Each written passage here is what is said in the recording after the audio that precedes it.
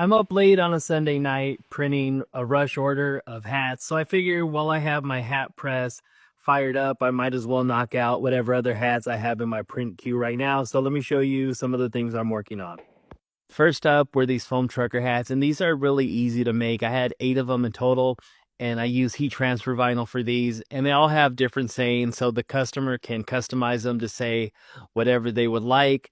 You just press them for about 15 seconds, and then you peel them hot. Sometimes if there's a little bit of a crease in them, you have to repress them, but they come out really nicely.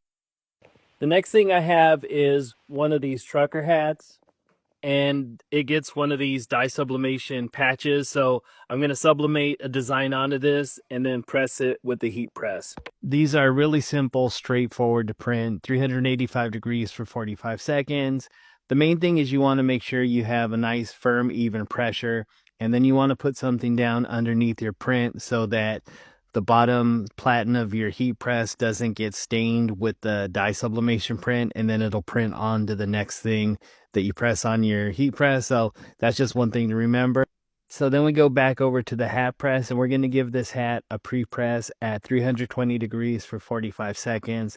And what that's going to do is get the surface of the hat nice and hot, right to temperature. So when you put the patch on, the iron-on style adhesive that's on the back will help it stick to the hat when you give it its final press for another 45 seconds. I also make sure to cover the patch so that my heating element doesn't end up with a bunch of dye sublimation ink on it after I press it. The last thing I had to print were these 20 dye sublimation trucker hats, but I can't show those because it uses a customer's photo.